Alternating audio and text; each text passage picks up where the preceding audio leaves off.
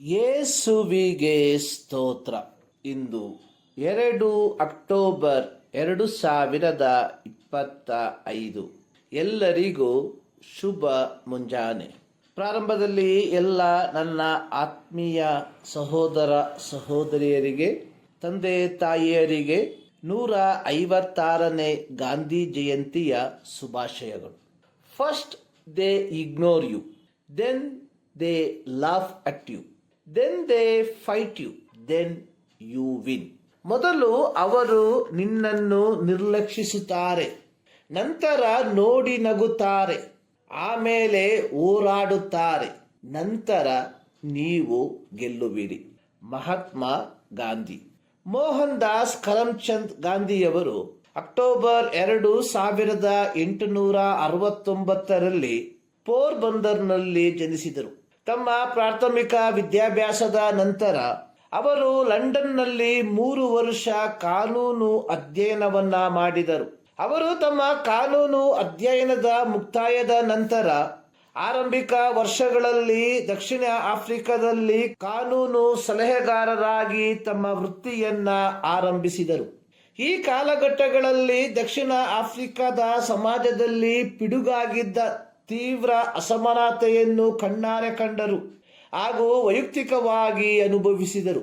ಅಲ್ಲಿ ಅವರು ಅಹಿಂಸಾತ್ಮಕ ರೂಪದಲ್ಲಿನ ಮೊದಲ ನಾಗರಿಕ ಹಕ್ಕುಗಳ ಅಭಿಯಾನವನ್ನು ಆರಂಭಿಸಿದರು. ದಕ್ಷಿಣ ಆಫ್ರಿಕಾದಲ್ಲಿ ಸುದೀರ್ಘ 21 ವರ್ಷ ವಕೀಲಿಕೆಯ ವೃತ್ತಿಯ ನಂತರ 1915ರಲ್ಲಿ ಗೋಪಾಲಕೃಷ್ಣ ಗೋಖಲೆಯವರ ಕೋರಿಕೆಯ ಮೇರೆಗೆ ಭಾರತಕ್ಕೆ ಹಿಂತಿರುಗಿದರು. ಗೋಪಾಲಕೃಷ್ಣ ಗೋಖಲೆಯವರ ಮೂಲಕ ಪ್ರಾಥಮಿಕವಾಗಿ ಭಾರತೀಯ ಸಮಸ್ಯೆಗಳ ಕುರಿತಾಗಿ, ರಾಜಕೀಯ ಸ್ಥಿತಿಗತಿಗಳ ಕುರಿತಾಗಿ ಮಾಹಿತಿಯನ್ನು ಪಡೆಕೊಂಡ ಗಾಂಧೀಜಿಯವರು ನಂತರ ಭಾರತೀಯ ರಾಷ್ಟ್ರೀಯ ಕಾಂಗ್ರೆಸ್ನ ಸದಸ್ಯರಾದರು.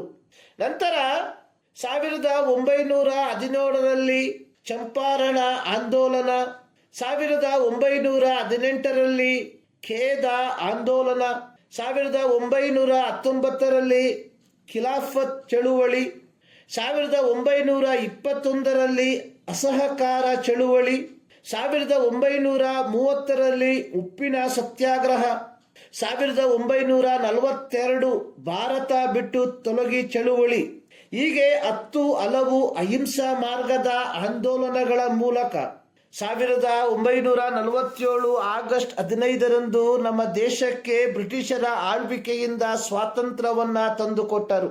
1944 ಜುಲೈ 6ರಂದು ರಂಗೂನ್ನಿಂದ ಪ್ರಸಾರವಾಗುವ ಒಂದು ರೇಡಿಯೋ ಕಾರ್ಯಕ್ರಮದಲ್ಲಿ ಸುಭಾಷ್ ಚಂದ್ರ ಬೋಸ್ರವರು ಗಾಂಧೀಜಿಯವರನ್ನು ರಾಷ್ಟ್ರಪಿತ ಎಂದು ಮೊದಲ ಬಾರಿಗೆ ಸಂಬೋಧಿಸಿದರು.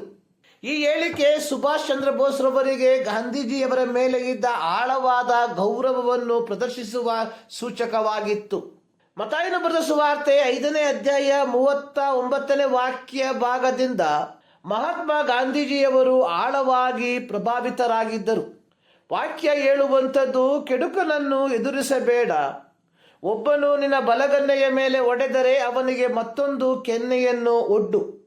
ಪ್ರಿಯರೇ, ಇಂದು ನಾವು 156ನೇ ಗಾಂಧಿ ಜಯಂತಿಯನ್ನು ಆಚರಿಸುತ್ತಿರುವಾಗ ಗಾಂಧೀಜಿಯವರು ಪ್ರಭಾವಿತರಾಗಿದ್ದ ಯೇಸುವಿನ ಮಾತುಗಳು ಕ್ರೈಸ್ತರಾದ ನಮ್ಮಲ್ಲಿ ಎಷ್ಟರ ಮಟ್ಟಿಗೆ ಪ್ರಾಯೋಗಿಕವಾಗಿ ಅಳವಡಿಸಲ್ಪಟ್ಟಿದೆ ಎಂಬುದನ್ನು ಒಮ್ಮೆ ಕೂಲಂಕುಷವಾಗಿ ಪರೀಕ್ಷಿಸಿಕೊಳ್ಳುವಂತವರಾಗಿರುವ ಈ ಮುಂಜಾನೆಯಲ್ಲಿ ಸರ್ವಶಕ್ತನಾದ ದೇವರು ನಿಮ್ಮೆಲ್ಲರನ್ನು ಧಾರಾಳವಾಗಿ ಆಶೀರ್ವದಿಸಲಿ.